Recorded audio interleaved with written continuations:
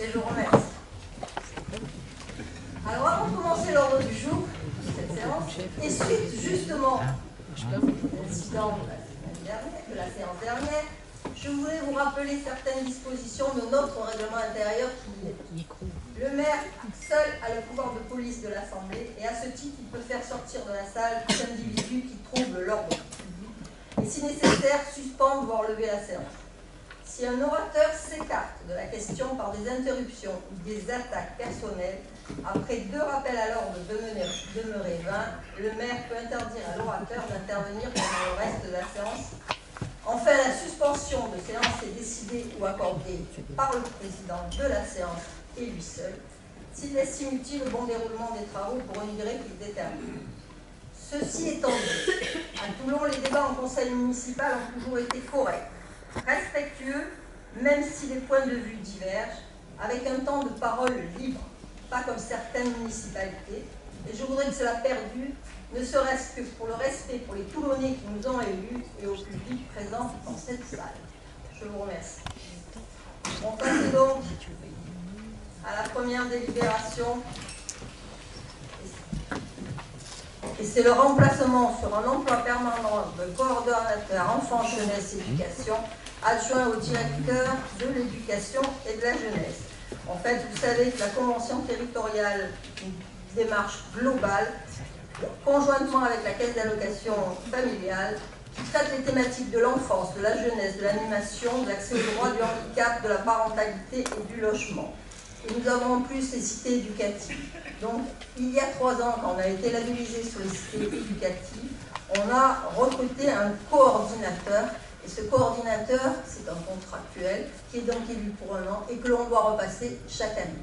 Donc, c'est le recrutement toujours de cette même personne, c'est la reconduction de son contrat. Qui est pour, qui est contre, qui s'abstient, la délibération est adoptée.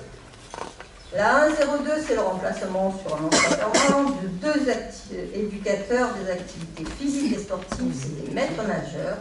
Là aussi, c'est dans le cadre du développement du sport santé et du sport pour tous que l'on fait ces 2 recrutements, qui sont bien sûr contractuels. Et bien entendu, si on peut les trouver à l'interne, on les fait à l'interne. Et pour, et contre, la délibération est adoptée. La 103, alors, c'est la création d'un emploi d'expert de haut niveau, directeur de projet. Ce directeur sera en charge d'assurer auprès de la collectivité une mission de conseil, d'audit, de médiation, d'analyse et de contrôle interne. Ça évitera à la ville, et ça fera des économies pour la ville, puisque c'est un recrutement en interne, d'avoir à recourir à les cabinets d'audit et d'expertise extérieure qui sont souvent très onéreux pour la collectivité. Madame le pardon. Ah. Oui, je vous remercie Madame le maire. Nous y serons favorables. De prime abord, il y avait le sujet qui est prégnant de l'augmentation des effectifs. Là, en l'espèce, on nous a bien détaillé lors de la commission ressources que la personne était présente, c'est une mutation de poste, que le poste qu'elle occupait jusqu'ici, ayant, j'allais dire, été clôturé par la mission qu'elle avait de faire évoluer la grille indiciaire, fait que nous y serons favorables parce qu'il n'y a pas le recrutement supplémentaire d'un agent. Concernant ce que vous venez de dire, nous pouvons noter avec satisfaction qu'il y avait 2 choix, soit procéder à ce recrutement interne, soit procéder au recours à un cabinet extérieur. On sait que c'est très actuel un peu partout d'avoir recours aux cabinets qui, c'est vrai, sont très coûteux, parfois sont très spécifiques sur une mission très particulière, mais donc là nous pouvons reconnaître qu'il est une bonne chose que de ne pas y recourir et que de recruter en interne un agent plus de la collectivité pour cette mission, dont nous y serons favorables. Merci. Qui est pour? Qui est contre? Qui s'abstient? La délibération est adoptée. La 04, c'est une convention habituelle que l'on a chaque année là aussi, c'est la mise à disposition de 3 agents municipaux auprès du COSEM, le comité des aides sociales des employés municipaux. Qui est pour? Qui est contre? Qui s'abstient? La délibération est adoptée. La 1,05. C'est une modification de la délibération 2022 du Conseil municipal du 23 septembre. Elle fixait une enveloppe de vacation dans le cadre de la maison de l'étudiant et elle spécifiait que c'était 3 vacataires pour l'année pour 1620 heures. Au cours des exercices passés et des difficultés de fonctionnement rencontrées, il convient de toujours garder le même nombre d'heures, mais de ne pas limiter le nombre de vacataires. Qui est pour? Qui est contre? Qui s'abstient? La délibération est adoptée. Et enfin, la 1,06 pour ce qui est des ressources humaines, c'est le recrutement d'un emploi non permanent d'un responsable de pôle sécurité et tranquillité publique dans le cadre de la stratégie globale de notre collectivité en matière de sécurité. Il apparaît déterminant de renforcer et d'accroître la synergie entre les deux directions qui sont la sécurité et la police municipale. Et en effet, à cet effet, nous avons créé un emploi non permanent à temps complet et autoriser un recrutement d'un agent contractuel. Monsieur Navarin. Et voilà. Autant tout à l'heure, il y avait une logique et une saine gestion. Là, pour nous, il y a un écart, à la fois en matière de rigueur nécessaire, compte tenu de ce qui nous est d'ailleurs imposé par le gouvernement. J'arrête là la politique nationale. Je vous en remercie. Mais tout de même, 2 services.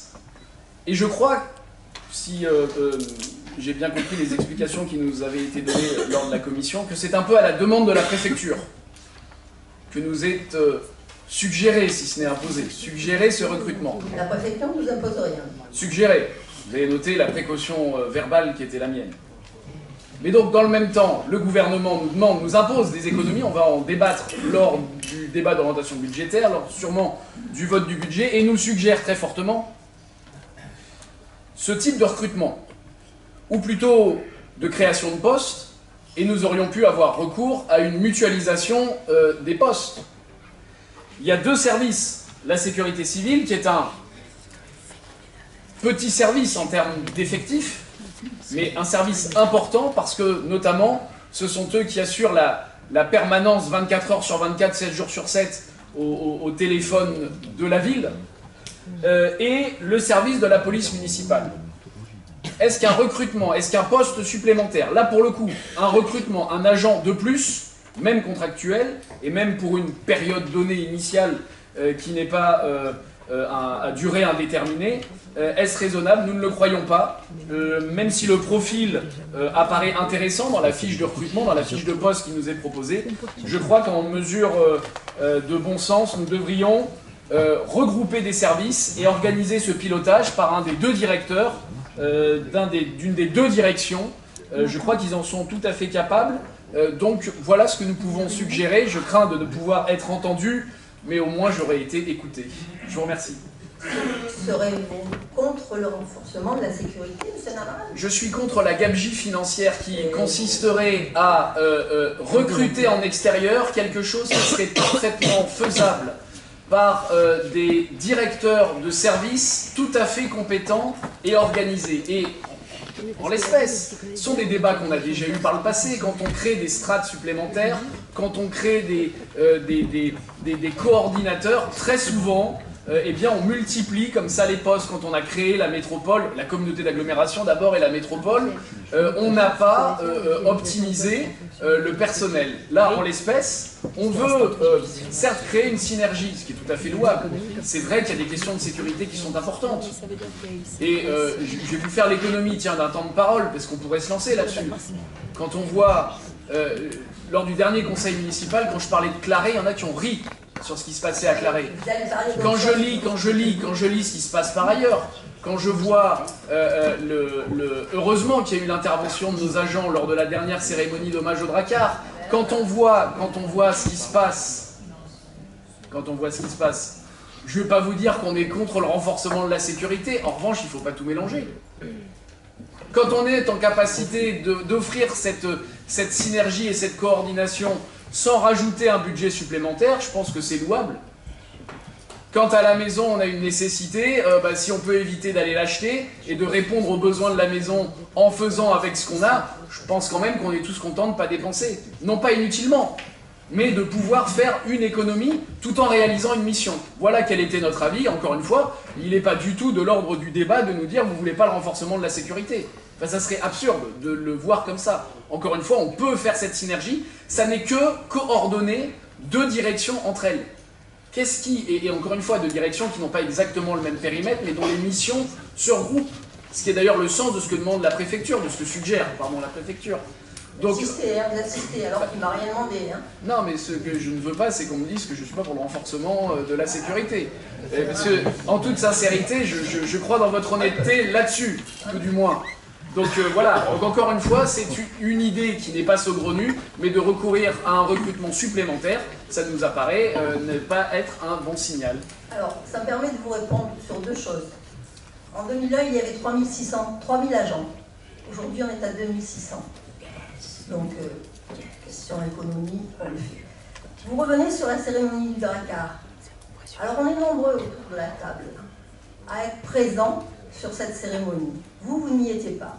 Je constate aussi que le journaliste n'y était pas. Et qu'il aurait été de bon ton d'interroger ceux qui y étaient. Ça ne s'est pas passé du tout, comme il a été dit dans le journal. Mais pas du tout. Et c'est pas M. Armanteau qui déposait la germe, et on n'a pas entendu ce qu'il lui a entendu ou ce qu'il a bien voulu entendre. Donc j'aimerais bien que les journalistes interrogent plusieurs personnes, plutôt que le ressenti d'une personne qui avait tout intérêt à faire le buzz. Alors on est nombreux aujourd'hui autour de la table. Et je vois que le journaliste y est, ça serait bien qu'il vienne nous voir à la fin, on lui raconte ce qui s'est passé. Qui est pour? Qui est contre? Qui s'abstient? La délibération est adoptée.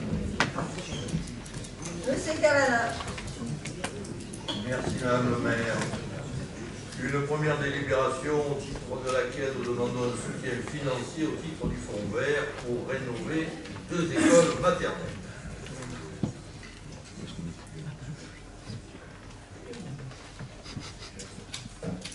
Oui. Monsieur Dehuvéda. Merci. Oui, Madame le maire, chers collègues, nous nous réjouissons que des travaux de rénovation énergétique soient effectués dans des écoles toulonnaises. C'est l'exemple même des investissements vertueux que nous appelons de nos voeux depuis déjà beaucoup de temps et qui ne sont pas faits sous prétexte de gestion en bon père de famille. Non seulement ces investissements améliorent tout de suite la vie de nos concitoyens, mais en plus, ils feront des économies, nous ferons faire des économies par la suite à moyen et à long terme. Nous voterons donc cette délibération, mais nous avons quelques remarques. Première remarque, le choix des écoles. N'en déplaise à ceux qui ne voient que des racailles dans les quartiers en difficulté, comme cela a été dit au dernier conseil municipal, c'est un bon choix et nous l'approuvons. C'est un choix républicain. Juste une question. À la Beaucaire, confirmez-nous qu'il ne s'agit pas de l'école qui va être reconstruite par la suite. La deuxième a trait au nombre d'écoles traitées. Nous souhaitons bien évidemment que la ville soit plus ambitieuse, plus volontariste. En 2023, 2 milliards ont été consacrés au fonds vert en France et 157 millions en région PACA.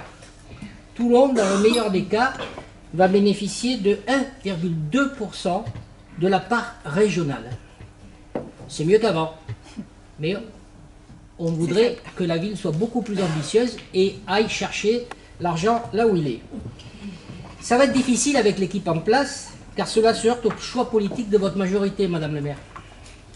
D'où notre troisième remarque. Vous nous reprochez bien sûr tout le temps de parler du national, mais ça a des conséquences concrètes et financières sur notre ville. La France est loin d'être ruinée.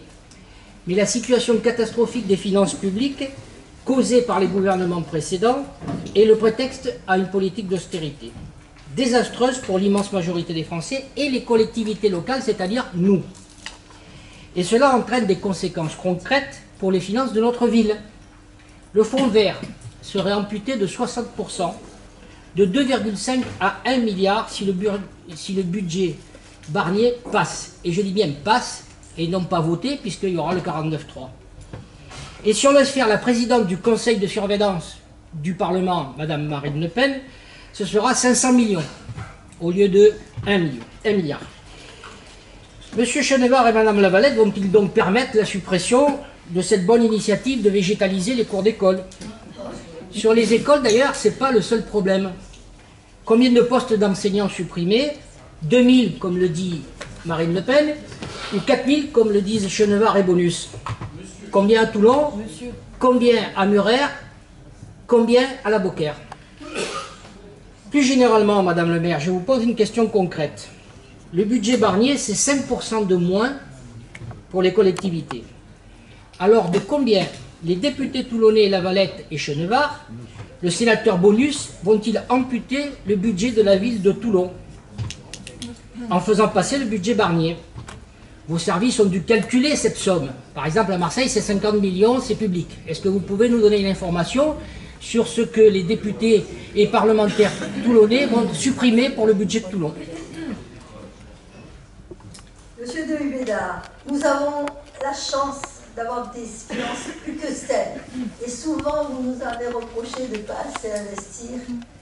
Heureusement que ça a été géré en bon père de famille. Et nous aurons l'occasion d'en parler au mois de novembre sur le débat d'orientation budgétaire.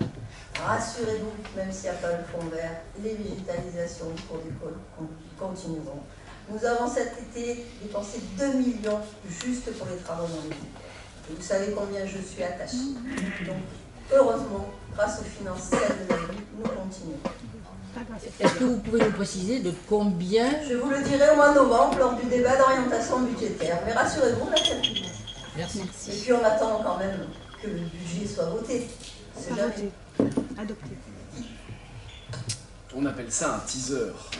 Vous savez, manager... C'était pas l'ordre du jour, c'était le fond vert. Sur cette question du fond vert, une suggestion. On revégétalise parce que pendant des années, on a minéralisé, puisqu'il y a de grandes idées d'arrêtés. Décrétons un arrêté municipal pour interdire l'ultra-minéralisation de nos espaces publics. Je pense que ça serait un arrêté qui aurait du sens. Puisque vous voulez prendre des arrêtés sur tout, Mais vous savez, je pense qu'il y a un sens. Il y a une centaine d'arrêtés par jour. Donc si vous voulez, on vous passera les centaines de stations qui sont publiques. Un peu de recherche.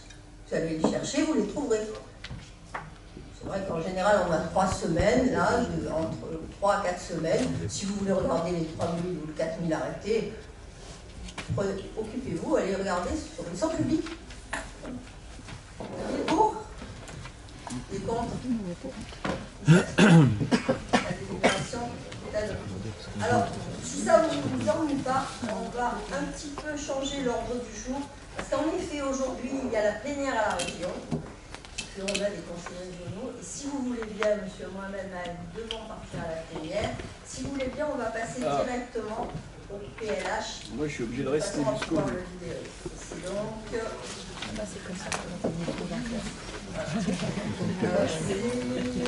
Oui, j'allais proposer un covoiturage à Mohamed Mahali, mais il va partir avant moi. Oh, même si on part en même temps, je vous rassure. C'est l'adjoint à l'écologie urbaine, pourtant. Il encore une promesse tenue. Passe après. Donc, on va page 22 si vous voulez. Merci Madame le maire. Chers collègues, la métropole Toulon-Provence-Méditerranée et ses partenaires, dont la ville de Toulon, ont engagé une démarche afin de définir des objectifs communs en matière d'habitat à l'échelle intercommunale. Vous le savez, en tout cas pour les conseillers métropolitains à minima, en 2021, le PLH numéro 3 est prescrit par la métropole. Il a été arrêté en septembre 2024 et les communes doivent aujourd'hui émettre un avis donc, sur ce PLH et c'est l'objet de cette délibération. Madame Brunel. Merci. Alors, ce dossier du PLH qui nous est proposé est complet et sévère en même temps dans ses constats, mais il permet de nourrir utilement le débat, en particulier sur les besoins en logement et le non-respect de la loi SRU. Nous sommes de mauvais élèves. Les villes ne peuvent pas s'exonérer de leurs responsabilités sur une loi qui a été votée de plus, il y a plus de 20 ans.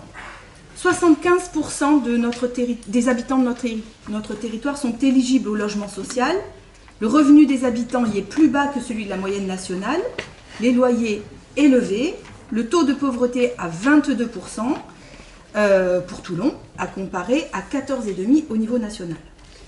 De plus, l'importance des résidences secondaires et des logements vacants dans la métropole impacte les possibilités d'installation de la population. Quelles propositions peut-on faire pour éviter une spéculation qui oblige les jeunes actifs à quitter le territoire? Et en particulier, concernant les logements Airbnb, quelles démarches sont prévues à Toulon?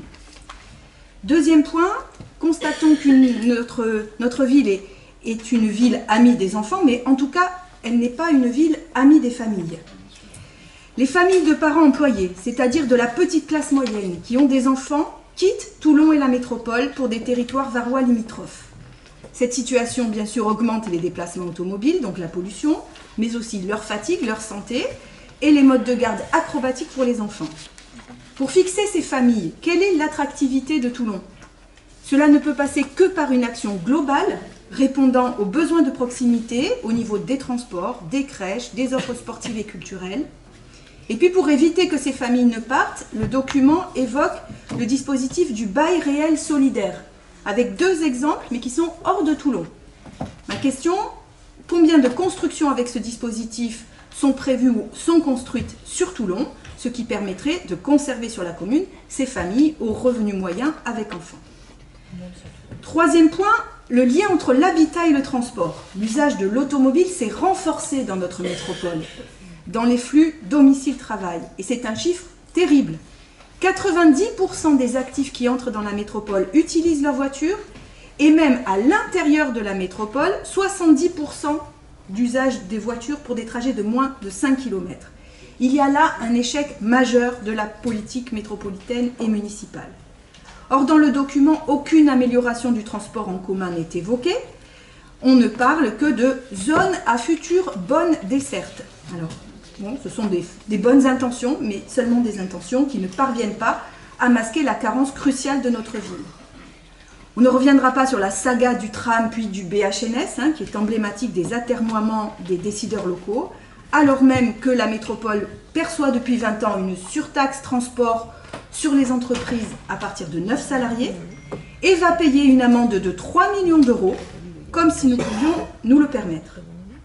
Enfin, concernant l'habitat et la politique de la ville, nous débattions le mois dernier du contrat de ville et le lien entre les deux dossiers, bien sûr, il est évident.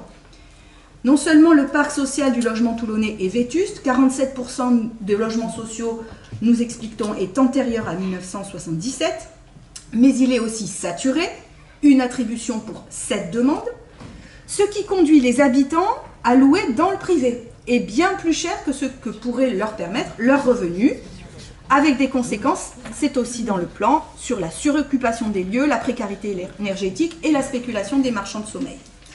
À Toulon, le taux de logement potentiellement indigne est à 8%. C'est un triste record.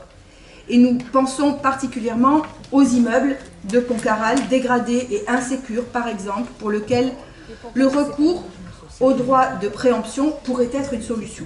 Je ne parlais pas du logement social. Enfin, le problème du logement social, c'est le dossier qui m'a interpellé là-dessus, il est aussi lié au fort taux de refus des propositions. Et ce n'est pas parce que les Toulonnais ont des goûts de luxe. Aucun d'entre eux ne pourrait vivre dans un logement avec la peur de rentrer après 18 heures, la peur que les enfants fassent de mauvaises rencontres en bas de la tour, sans solution de transport, sans offres culturelles et sportives de proximité, sans espace naturel paisible et sans mixité sociale. Et c'est cela, pourtant, la réalité des quartiers les plus défavorisés de Toulon, quartiers qui sont passés de 8 à 10, je le rappelle. Nous proposons de mobiliser ce foncier existant dégradé dans les QPV pour redessiner ces quartiers et faire de la stratégie de l'habitat un instrument de politique sociale et de mixité, ce qui est justement l'objectif de ce plan. Quelle est votre position et votre stratégie? Alors moi, juste en préalable, dire que quand même, sur la métropole, Toulon constate 43% des logements sociaux. Alors après... Il y a plus mauvais élèves, en effet. Non, 43% des logements sociaux de la métropole. Oui, c'est ça. Il faudrait que chacun prenne sa part. C'est ce que je dis, il y a des plus mauvais élèves. Exactement. Ça ne suffit pas pour nous mettre une rime. Merci. Madame Brunel, alors, beaucoup d'interrogations, quelques réponses. Je vais essayer de reprendre très rapidement, point par point, les questions que vous avez posées. Concernant le bail réel solidaire, donc le BRS, vous indiquez quelles sont les mesures, quelles sont les actions de la mairie. Alors, quand on parle de bail réel solidaire, j'ai envie de vous dire, mais en fait, la mairie n'a pas à intervenir en la matière. Le bail réel et solidaire, c'est une forme de logement, ça permet l'acquisition, justement, je ne vais pas rentrer dans les détails, à des primo-accédants, pourquoi pas, de devenir propriétaire. Et ça, c'est un outil qui doit être pris en main par les bailleurs sociaux. La ville de Toulon n'a rien à voir avec cela. Ce n'est pas en conseil municipal qu'on doit discuter de ça. C'est le bailleur social qui doit, lorsqu'il a la chance, et ça j'y reviendrai rapidement, de trouver du foncier sur la ville, de pouvoir justement construire et proposer du bail réel solidaire. Premier point. Donc, le conseil municipal, en tout cas la ville de Toulon, n'a rien à voir là-dedans.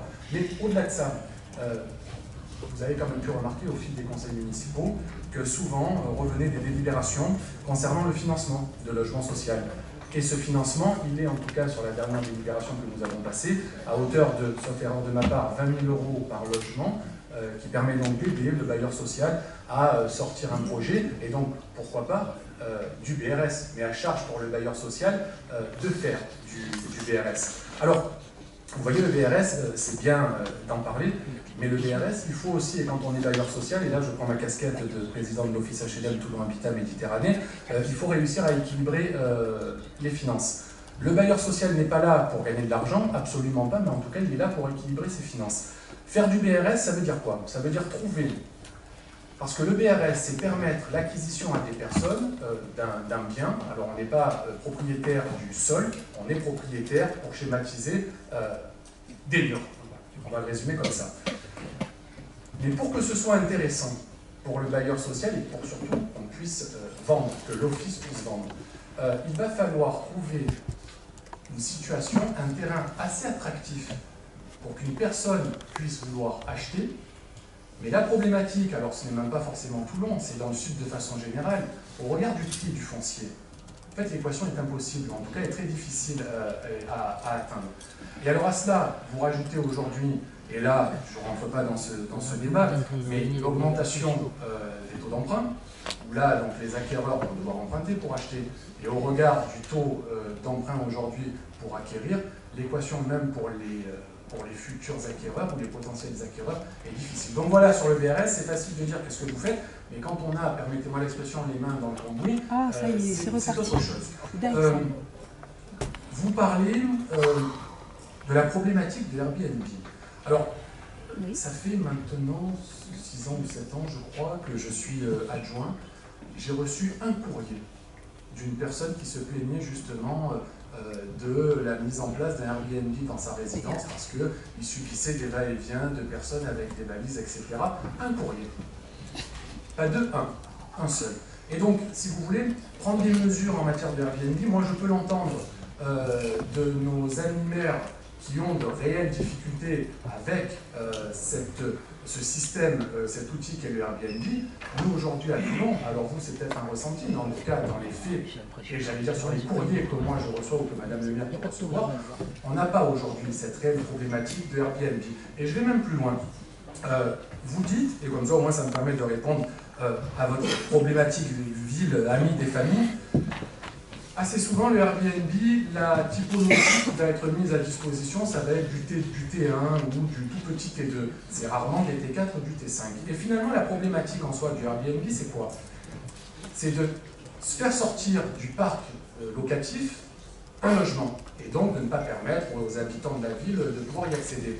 Et aujourd'hui, à la ville de Toulon, le manque de logement, il n'est pas en matière de T1 et de T2, il est plutôt en matière de grande typologie, T3, T4, T5.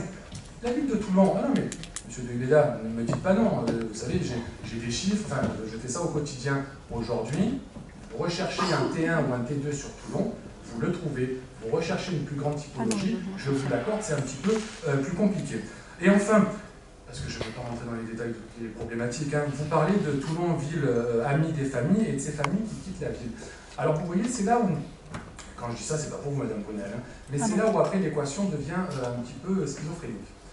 Vous nous dites les familles quittent la ville, et en même temps vous nous dites qu'il faut construire des logements. Mais aujourd'hui, et là j'allais dire c'est le Toulonnais que je suis qui vous parle, avec un cercle d'amis, proches, éloignés, avec qui je peux discuter du quotidien.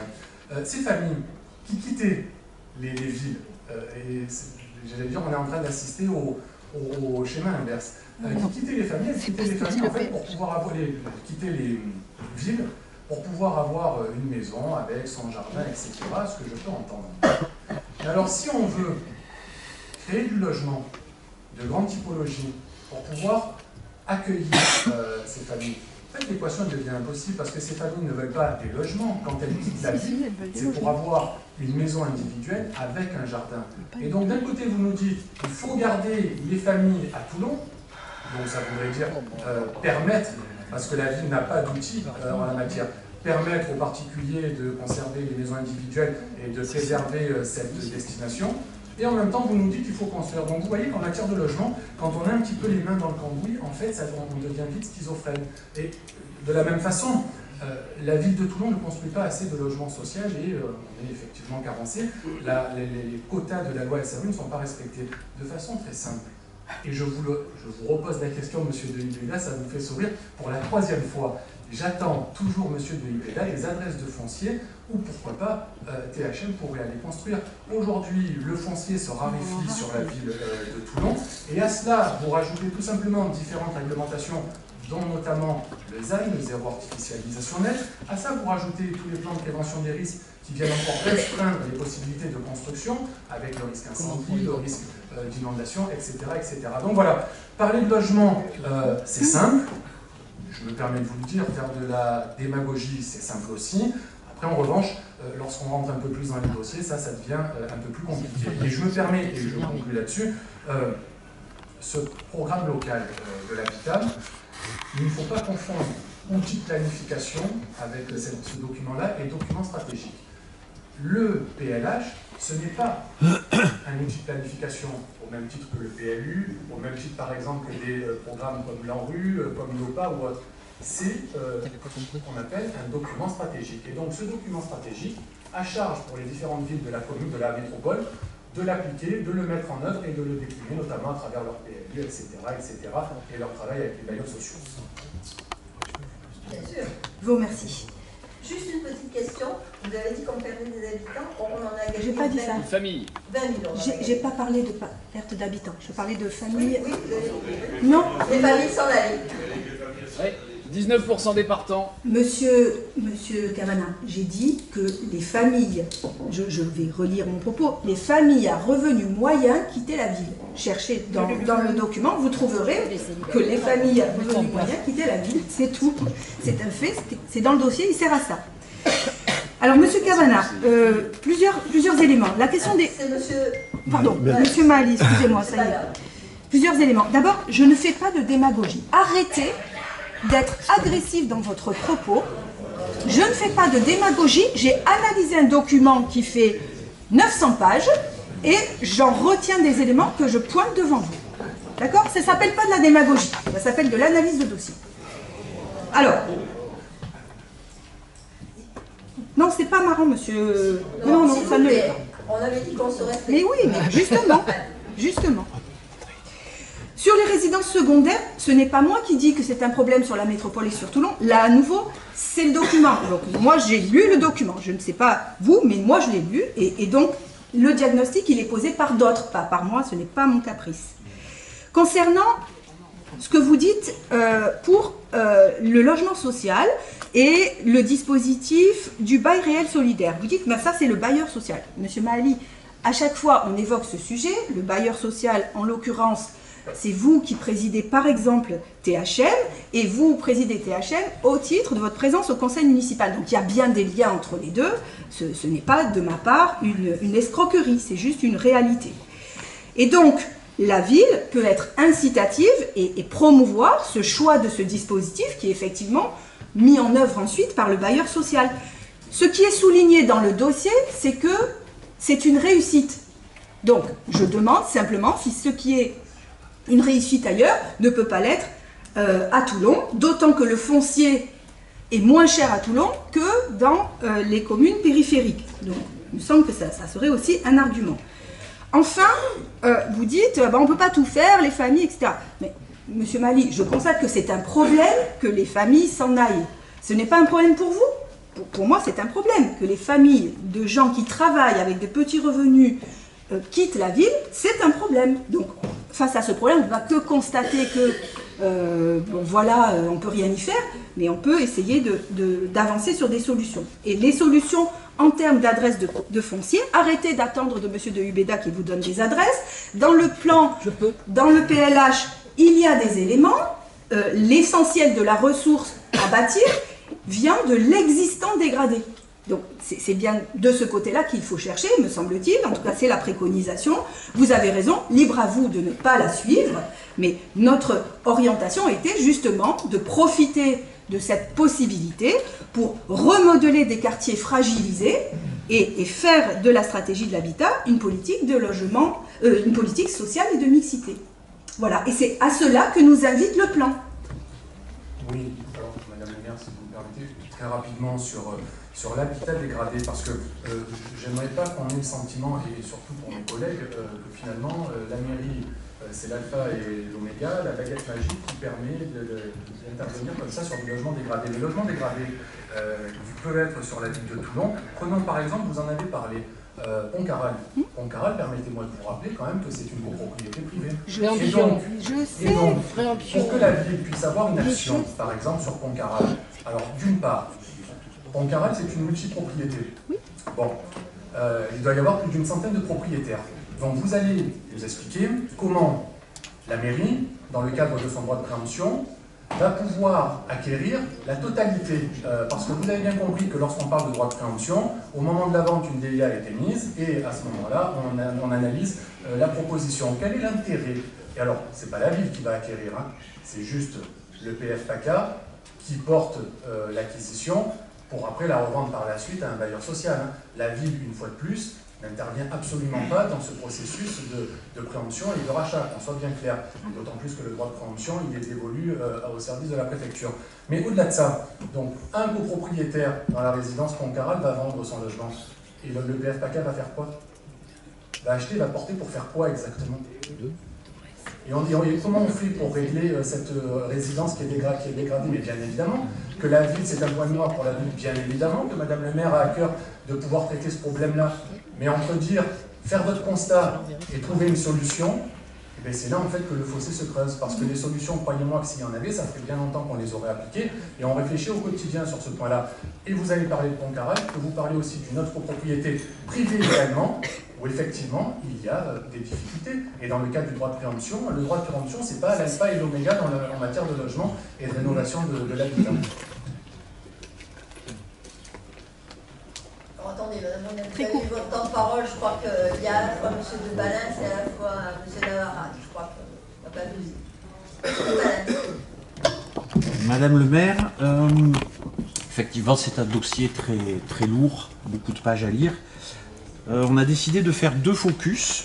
Premier focus effectivement sur les logements. Alors on en a discuté en commission, c'est vrai qu'il y a beaucoup de contraintes. Monsieur Mali nous a exposé que chaque fois que Monsieur Leroy ou moi on proposait des solutions, elles n'étaient pas applicables. Je voudrais juste citer Gambetta qui dit « La politique est l'art du possible » et le cardinal de Richelieu qui dit « La politique, c'est l'art de rendre possible ce qui est nécessaire ». Le deuxième focus, et c'est un zoom sur un zoom, le zoom sur les impacts de la prédominance de la voiture. Ça a été rappelé, je ne vais pas rappeler tous ces chiffres, mais juste ça, s'il y a quelque chose à lire, c'est quelques lignes, je vais vous les relire pour qu'elles soient marquées sur le conseil municipal. Zoom sur les impacts de la prédominance de la voiture, sur le cadre de vie, 2 points, nuisances sonores, ambiance urbaine, usagers vulnérables, enfants, personnes âgées, piétons, effet de la pollution sur les façades, usure des chaussées et coûts de réfection supportés par les collectivités. Petit 2, sur l'espace public et le partage modal, occupation de la voirie par le stationnement automobile et limitation de la place accordée au transport en commun, site propre pour l'amélioration de la vitesse commerciale et de la fiabilité des temps de parcours, ainsi qu'aux piétons et aux cyclistes. Petit 3, sur le budget des ménages, La multimotorisation des ménages implique des coûts de possession fixes, achat, assurance, stationnement, et variables, carburant, entretien, stationnement, qui pèsent de manière importante sur leur budget. Et enfin, sur l'environnement, émissions de polluants atmosphériques et de gaz à effet de serre. Voilà, je voulais faire ce focus pour dire que depuis 2021, on attend une alternative en termes de mobilité qui n'arrive pas. Les projets changent, il n'y a toujours pas un rail de posé, il n'y a toujours pas une roue qui circule. Merci. Le projet ne change pas, on est toujours sur le BHNS. Ça a changé depuis 20 ans. Et la DUP est en cours d'instruction. Par contre, les dates changent. Monsieur Daman, vous voulez la parole? Je vous remercie, Madame le maire. C'est en effet ce document qui esquisse ce qui constitue des objectifs en termes d'habitat pour nos collectivités. Ce dossier il est porté par la métropole et présenté dans chacune des communes. Il y a beaucoup de sujets qui sont abordés. Et déjà d'ailleurs dans les débats, on entend parler de loi SRU. S'il y a du logement social nécessaire, la loi SRU c'est une vraie loi de gauche. Ce qui caractérise une loi de gauche, c'est que c'est une loi qui est prise en dépit du bon sens, même s'il y a de bonnes intentions à l'origine, elle est prise en dépit du bon sens. En revanche, quand la droite est au pouvoir, elle ne la remet jamais en question. Et ça fait 20 ans qu'on est contraint par une loi qui est prise en dépit du bon sens. Les maires qui souhaitent ne pas aller jusqu'au taux de logements sociaux ne le font pas par égoïsme, par bêtise, par arrogance. Il y a simplement un cadre de vie qu'on veut pouvoir maintenir pour les habitants des gens d'ici, pour les gens tout court. Et donc, respectons aussi les maires qui décident, qui assument et qui sont réélus d'ailleurs aussi, parce que à la fin c'est l'électeur, l'habitant qui décide.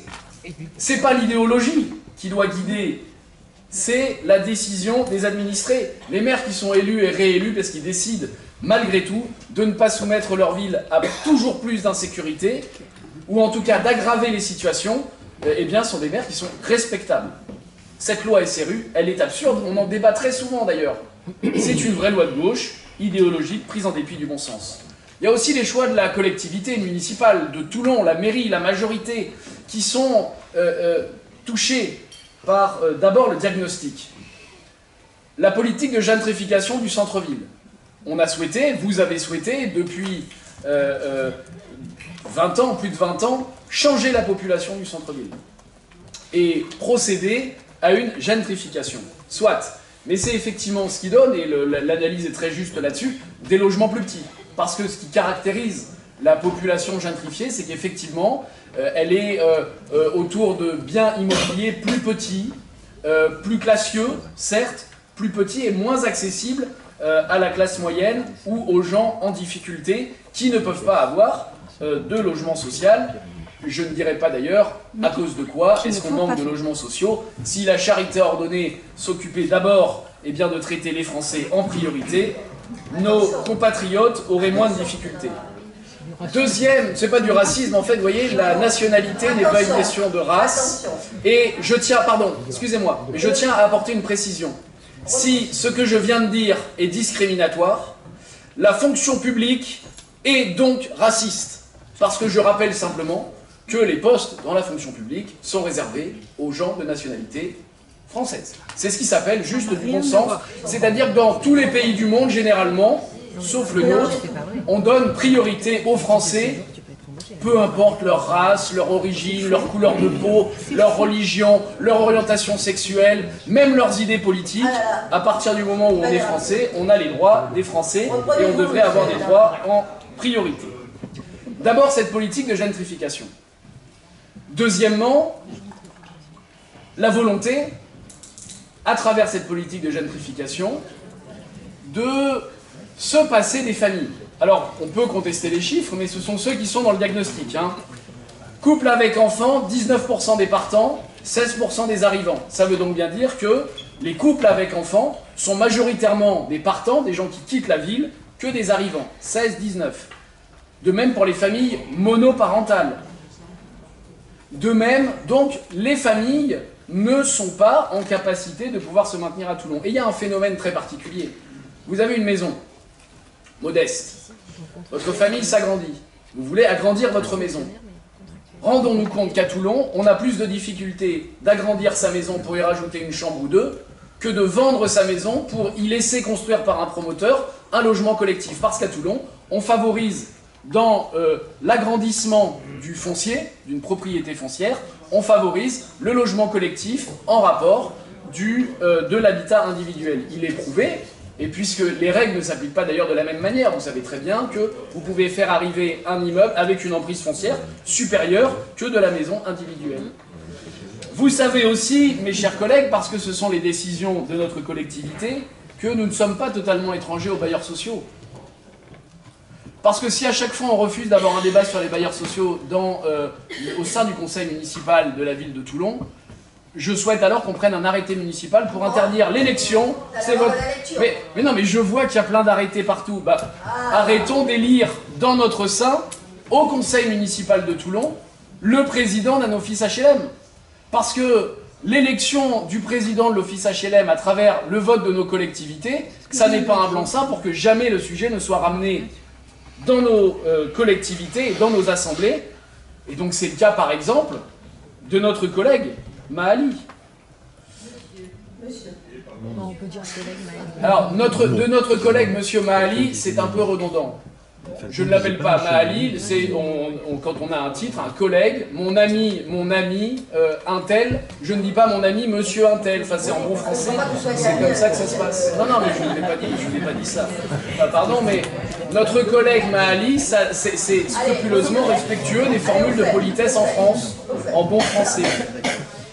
Enfin, et c'est l'élément selon nous qui manque le plus à ce PLH, c'est qu'il faut dans la métropole une politique de démétropolisation.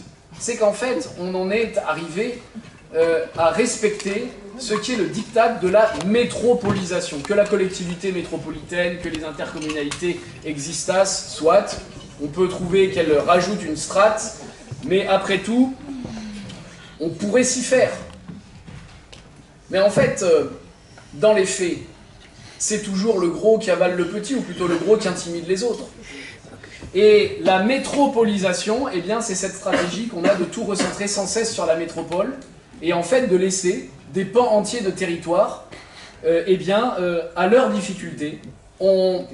C'est un débat d'ailleurs, tout à l'heure, tiens, au conseil régional, on va sûrement en reparler. Quand on va voter des dotations, les collectivités votent, par exemple la collectivité régionale va plutôt favoriser... On peut savoir ce qui se passe là? Je sais pas. Je voudrais... Je sais pas. Continuez. Oui, si on peut arrêter de parler pendant que je parle. On n'entend rien. Vous avez de la chance d'être suffisamment loin. Les dotations, elles sont plutôt orientées autour des métropoles. Plus massivement que vers les territoires qui sont plus en difficulté. Donc voilà, ce document, il nous est présenté, il a un intérêt analytique, et ça on l'a dit, on l'a bien dit, mais il révèle aussi une stratégie politique, notamment en matière foncière, que nous ne partageons pas, et c'est donc pour ça que nous ne serons pas d'accord avec les bilans que vous en tirez. Je vous remercie. Alors c'est un avis. Hélène, juste un petit point. Monsieur Navarran, je ne peux pas entendre ce que vous avez dit sur la gentrification. Nous avons travaillé sur le centre ancien depuis 2001. Et le mot d'ordre d'Hubert Falco était de dire on laisse les populations en place, on attire de nouveaux habitants. Pour le prouver, le territoire avait 30% de logements vacants. Qu'est-ce que nous avons fait? Nous avons identifié 11 îlots que nous avons entièrement restructurés. Et restructurer, ça veut dire regrouper des logements pour faire des logements plus grands. Ensuite, des logements privés. Nous avons fait aussi 512 logements sociaux dans ce centre-ville. Et les logements sociaux demandent des typologies variées. Donc la DDTM nous suivait énormément pour voir si nous faisions de grands logements. Et nous les avions fait, nous les avons demandés. Tout ce que vous dites est faux et c'est de la méconnaissance. Moi-même. Et je vais continuer sur... alors c'est même plus des erreurs, c'est totalement faux sur ce que vous dites sur le PLU, M. Navarran. Alors vraiment là, vous ne manquez pas d'audace. Soit vous ne travaillez pas, soit vous le faites exprès, M. Navarran. De dire ici que le PLU autorise la construction d'un immeuble sur une parcelle alors qu'il va refuser une extension de maison, c'est faux, totalement faux et archi faux. Aujourd'hui, il y a des droits à bâtir. Si, c'est exactement ce que vous avez dit. J'ai parlé des permis de construire, pas non, du c'est la même chose. Non, c'est exactement ce que vous avez dit. Aujourd'hui, il y a un zonage sur une parcelle de 1000 m², il y aura exactement les mêmes droits à bâtir pour un logement individuel, pour une maison individuelle, que pour un immeuble. Point. Alors là, réellement, monsieur Navarane, je peux tout entendre, mais pas ce genre de choses. Si, assumez, c'est pas grave. Non, j'ai parlé des permis de construire. Mais non, en fait, mais on a non, plus. non, mais pardonnez-moi. Pardonnez-moi, mais un permis de construire déposé peut être conforme au PLU, mais refusé pour bien des raisons. Je dis, j'affirme et je maintiens qu'on a plus de facilité à vendre sa propriété pour y faire construire un logement collectif que d'obtenir un permis de construire juste pour l'agrandissement de sa maison. Ça c'est vu. C'est d'ailleurs pas pour rien que les familles s'en aillent. Non, C'est pas pour ça que... À partir du moment où une parcelle peut accueillir un collectif, par définition, elle peut accueillir une extension. C'est un problème de droit à bâtir.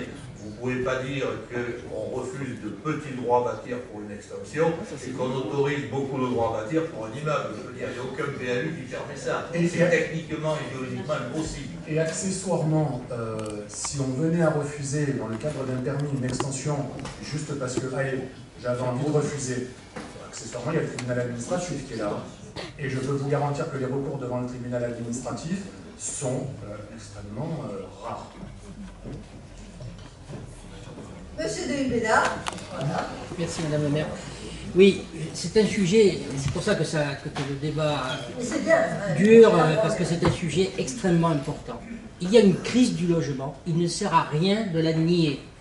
Elle est dans toute la France et elle est à Toulon. Il ne s'agit pas de parler de baguette magique, mais il ne s'agit pas non plus de parler d'impuissance par rapport, de paralysie par rapport à la situation. Est-ce que oui ou non on peut faire quelque chose, ou alors on n'examine pas le PLH et puis c'est tout.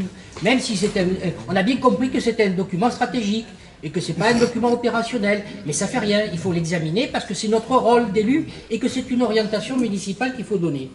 C'est un sujet sérieux, donc il faut ni nier la crise, ni dire, M. Mahali, que les Airbnb à Toulon ne posent pas de problème.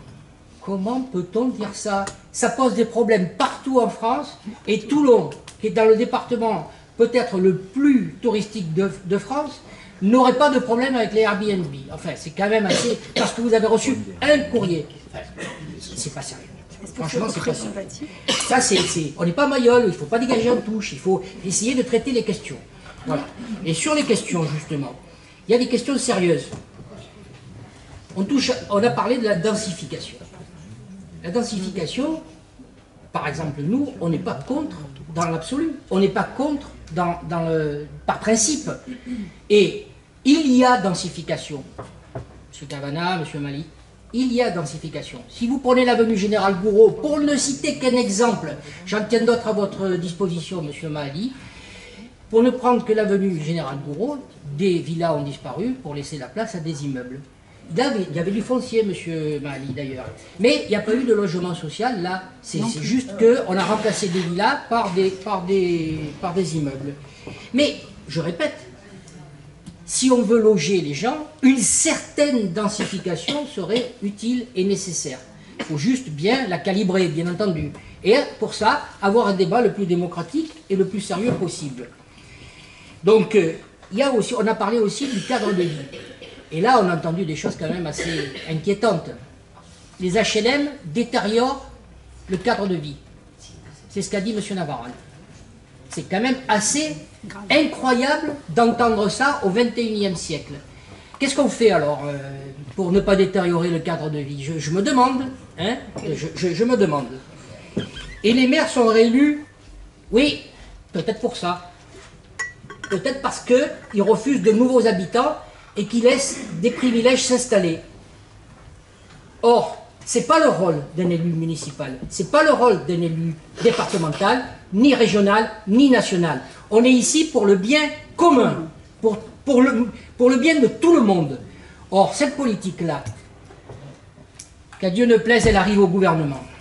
Parce qu'on comprendrait notre douleur, là. Et oui, effectivement, il y a des problèmes de racisme. Le député Grenon qui dit qu'il ne faut pas d'arabes, maghrébins, il dit, au plus haut niveau de l'État, c'est pourtant des Français. Et ça, c'est un député RN. Ah oui, il a été exclu. Je ne sais pas ce qui se passe pour M. Koutsef, d'ailleurs, à ce sujet. Il a été exclu Mais il a été applaudi quand il a déposé un amendement. Applaudi par qui? Par le RN. On a un sacré problème quand même, hein, parce qu'on est dans le cœur du débat. Je m'excuse, je ne m'éloigne pas du débat, on est dans le cœur du débat. Je me demande d'ailleurs comment on va accueillir les réfugiés ukrainiens, selon la méthode de M. Navaran. On va rester sur le conseil municipal. Alors, on va prendre acte que c'était qu'un avis, qu'on en a débattu. Et juste pour terminer, vous parliez des logements sociaux. Je vous rappelle que l'année dernière, j'ai signé un contrat de mixité sociale qui prévoit sur les 3 ans des logements sociaux. Et sur tous les permis, on a un quota de logements sociaux sur les permis qui sont accordés 30%. On va s'arrêter là. Non, on va s'arrêter là, on va pas se répondre. Pardonnez-moi, non, c'est pas du tout ce que je veux dire, pardonnez-moi, mais on délibère sur le fait d'émettre un avis favorable ou non. Non, mais d'émettre un avis favorable ou non, donc c'est pas une prise d'acte. On va voter, attendez. Voilà, non, mais finir, vous êtes un homme pressé, monsieur. Pas du tout, mais j'avais l'impression alors, que ça n'est qu'un avis. Et donc, qui est pour? Qui est contre? Qui s'abstient? Je vous en remercie. Et merci. Mohamed, tu peux donc rejoindre la région. Monsieur Navaran te rejoindra plus tard. Robert, on reprend. Merci Madame le maire. Une délibération qui porte sur le sujet brûlant. Il s'agit de l'introduction de subventions à 4 associations dans les ACH. Alors attendez, avant Madame Lévy, Madame Ambonne, M. Mahali qui est sorti, ne participent pas au vote. Donc, pour les 4 subventions, qui est pour, qui est contre, qui s'abstient, la délibération est adoptée. Robert, on continue. Il s'agit de passer le mouvement de commande avec la métropole et les communes membres pour la maintenance et la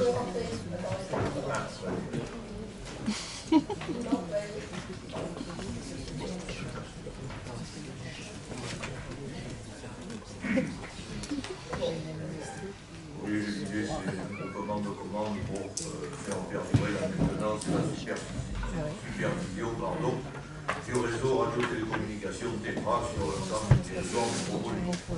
Qui est contre, qui s'abstient, délibération est adoptée. Allez, un groupement de commandes encore. Oui, c'est un autre groupement de commandes entre la métropole, la ville de Toulon et 5 autres communes pour la gestion des profils de plage. Qui doit concerner aussi bien les communes dont les plages sont concédées que certaines communes dont les plages ne sont pas concédées. Monsieur Leroy.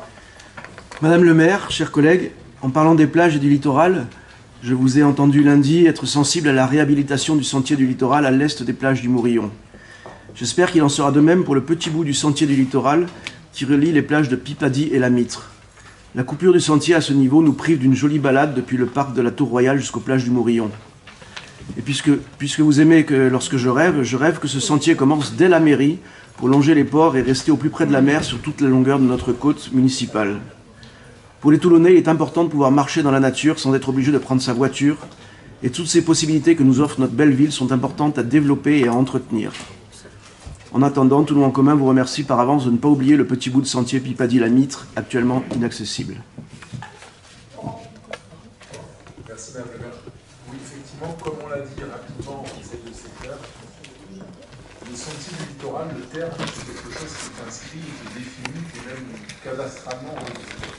Donc, il ne faut pas mélanger les actions que mène la ville, et effectivement, il y en a beaucoup pour créer des voies piétonnes, des sentiers qui permettent de se promener et d'accéder au plus près, avec le vrai sentier littoral qui est une définition qui est juridique.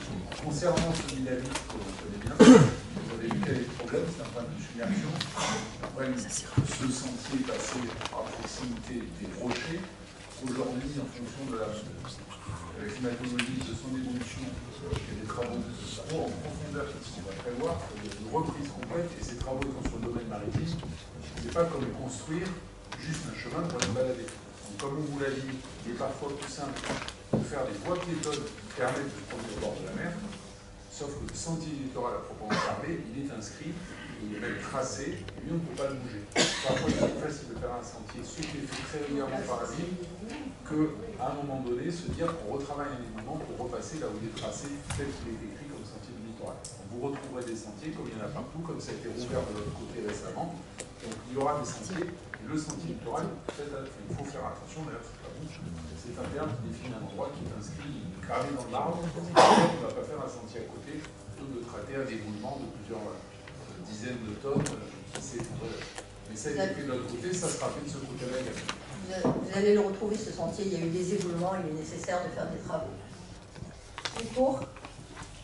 Qui est contre? Qui s'abstient? La délibération est adoptée. Robert?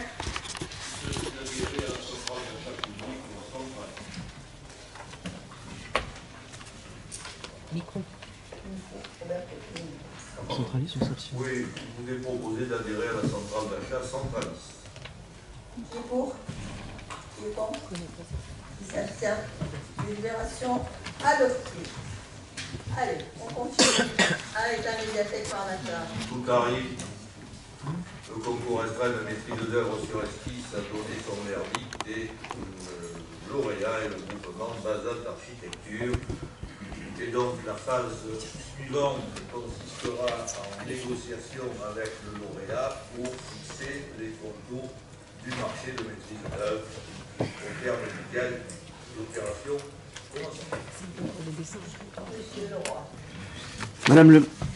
Madame le maire, chers collègues, Toulon en commun tient tout d'abord à vous remercier de nous avoir fait parvenir les croquis des 3 candidats ainsi que la délibération du jury. Même si ces croquis reçus ne sont pas suffisants pour se faire une bonne opinion des projets, c'est la première fois que nous pouvons voter en ayant eu un aperçu des réponses. C'est plus agréable que des différents refus de M. Cabana sur ce genre de sujet. Nous voterons donc pour cette délibération. Le besoin de concertation en amont est quand même toujours là. J'ai appris aussi qu'un conseil de secteur serait réuni pour présenter ce projet le 19 novembre. Je me permettrai d'y présenter quelques petites remarques pour ne pas alourdir maintenant le conseil municipal avec des aspects techniques que j'ai relevés à l'étude des dossiers. Mais comme ce conseil de secteur est réuni, est-ce que l'on pourrait aussi parler du projet autour du parc Raoult, à moins que vous nous prévoyiez une plus large consultation sur ce sujet? Je vous remercie. Vous avez raison, les conseils de secteur, c'est comme projet chaque fois, et on aura une concertation beaucoup plus large sur le parc Raoult, puisque une AMO a été mandatée, avec une concertation le plus large. Je stipule que les visuels du projet, des 3 projets, en effet, vous l'avez fait remarquer, ont été adressés à l'ensemble des élus, à l'ensemble des élus. Et vous aurez en fin de séance, notamment pour la presse, qui seront exposés, vous pourrez les consulter. Monsieur Leroy, vous avez parlé de mes refus. Excusez-moi d'appliquer le code de la commande publique. C'est la première fois que l'on... La première fois, la prochaine fois, si ça vous arrange. Qui est pour? Qui est contre? Qui s'abstient? Délibération est adoptée. Geneviève. Oui, merci Madame le maire, chers collègues. Pour permettre à la métropole de réaliser des aménagements relevant de ses compétences, il est nécessaire de conclure une convention de gestion d'emprise du domaine public. Cela concerne une parcelle de 19 630 m² avec la Victoire, cadastrée CO 392. Il n'y a pas de transfert de propriété, simplement un transfert de gestion d'entreprise pour une durée de 15 ans, renouvelable, à titre gratuit, comme tout élu de la prise en charge par la métropole des travaux paysagers, de la garde du bien, des dépenses d'entretien, de maintenance, d'impôts, etc. Qui est pour? Qui est contre? Qui s'abstient? Alors attendez, on n'a pas très bien compris. Qui est pour? Non, c'est pour. Qui est contre? Qui s'abstient? La délibération est adoptée. La 202. Oui, c'est la désaffectation et déclassement de domaine public d'une petite parcelle de 35 m², au nord-est de la parcelle 121 qui est DE 121 qui est la propriété de la ville. En fait, le propriétaire riverain s'est plaint des intrusions d'un certain nombre d'animaux plus ou moins néfastes. Et donc, par cette petite parcelle de 35 m², il va pouvoir clôturer son terrain et ainsi être plus tranquille. C'est une proposition d'acquisition au prix de 3 800 €. C'est le prix des domaines, et Je signale que c'est une falaise importante, c'est un petit terrain boisé qui est non clôturé. Geneviève vous a expliqué que c'était pour clôturer, et elle est marquée par une falaise importante qui donne sur le col du Fort Rouge. Qui est pour? Qui est contre? Qui s'abstient? Délibération est adoptée. La suivante? Oui, la suivante, c'est aussi la désaffectation et le déclassement du domaine public de parcelles cadastrées DN 469, 463, 467 et 460 pour partie, situées chemin de Tombouctou, pour permettre aux cytomates, et c'est le cytomate effectivement qui souhaite acquérir ces parcelles, pour permettre aux cytomates de pouvoir exercer ses missions de traitement des ordures ménagères pour un prix d'acquisition pour un prix de 450 €. Monsieur De Palas. Merci Madame le maire. C'est un prix, d'abord première remarque, on parlait de foncier tout à l'heure, et là on vient de déléguer par convention donc 19 670 mètres carrés à TPM, et là on va vendre 6 000 mètres carrés, certes à un bon prix, donc là bravo, prix des domaines, très bon prix, 450 000 €, puisque l'ensemble avait été acheté en 1990 au prix de 9 756 €. Ça me permet de rebondir sur une intervention de M. Cavana, qui date un peu, mais j'avais demandé des éléments que j'ai reçus entre-temps, puisque M. Cavana, au conseil municipal, c'était en mars, le 29 mars 2024, nous avait dit, pour parler d'un bon coût financier dans l'achat par la mairie de Toulon, que, je cite, « La ville avait racheté en son temps pour réaliser le Théâtre Liberté, le cinéma Gaumont, en le payant à un prix nettement inférieur à ce que prévoyaient les domaines. Là, on ne parle pas de 50 ou 100 000 €, on parle en millions d'euros. »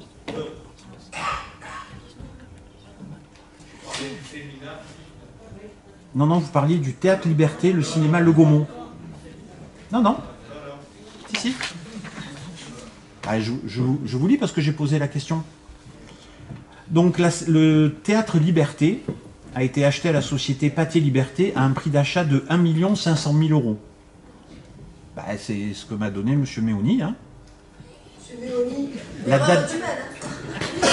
date d'achat aurait été, alors je mets le aurait, était le 8 septembre 2023. 2003, pardon, 2003. 2003.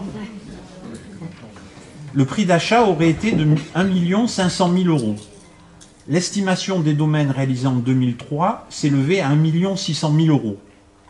C'est les chiffres qui m'ont été donnés. Peut-être ils sont faux, hein. Peut-être qu'il y a une erreur. Ça mérite un éclaircissement et de revérifier. Si vous permettez, sur mes souvenirs, parce que je ne me suis pas lancé dans la recherche à l'occasion de ce conseil municipal, nous avions convenu d'un prix avec la société Gaumont avant même d'avoir l'estimation du domaine.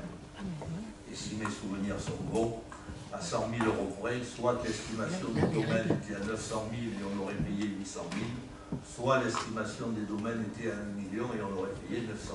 Voilà les souvenirs que j'ai. Maintenant, lorsque j'ai parlé de différence en millions, il s'agit de la vente du féminin. Puisque le féminin a été acquis par le promoteur 3 fois l'estimation du prix du domaine, qui était à l'époque de 500 000 €. Or, le féminin a coûté beaucoup moins cher à la ville si on considère qu'il y a eu un échange entre THM à l'époque et la ville. Un échange autour d'une valeur de 200 000 à 300 000 €. Voilà, si je résume les souvenirs que j'ai. Monsieur De Palas, je vous propose qu'on revoie ça, que vous voyez avec M. Méoni pour faire le vrai du faux, si on peut dire. D'accord. Et si entre le féminin et le Gaumont, voilà, entre les souvenirs de M.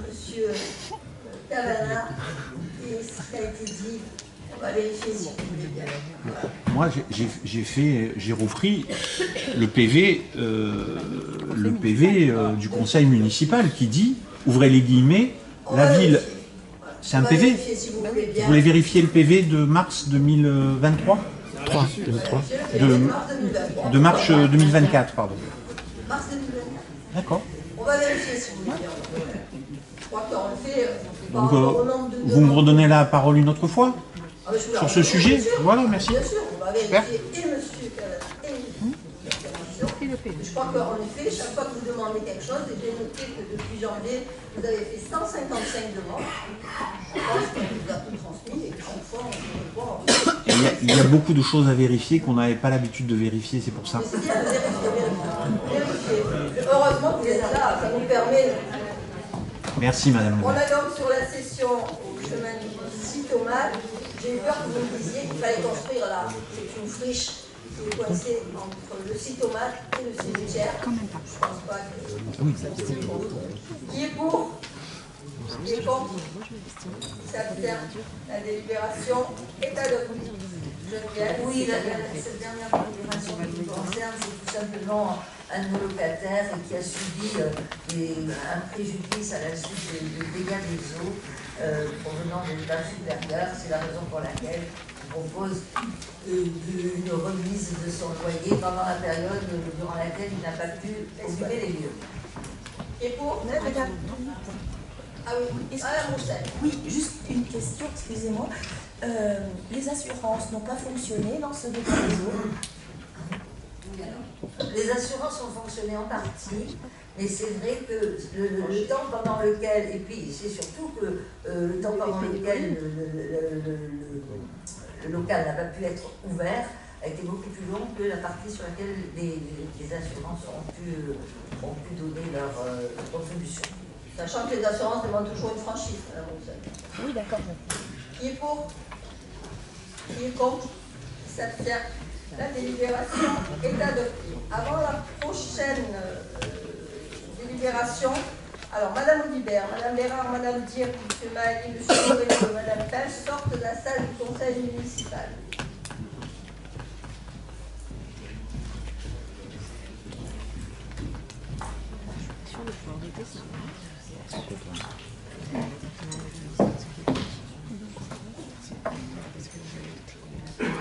Agali. Oui, merci madame la maire, chers collègues. La délibération a projet de signer une convention de partenariat avec le service public afin de favoriser la rencontre entre les associations locales qui ont des vocations internationales et participent à l'animation des jumelages et à un dialogue interculturel autour d'un buffet qui aura lieu le 21 novembre au lycée Sophie, préparé par les élèves du lycée sur les recettes données par les associations. Et je vous conseille d'aller au buffet Anne-Sophie. Qui est pour? Qui est contre? On s'abstient. La délibération est adoptée. Laurent. Merci madame la maire. Ce projet de délibération a pour objet 3 demandes de remise. Qui est pour? Qui est contre? Qui s'abstient? On passe donc à monsieur Moreno. Quand même bien. Merci madame la maire. Madame de Palace, sortez s'il vous plaît.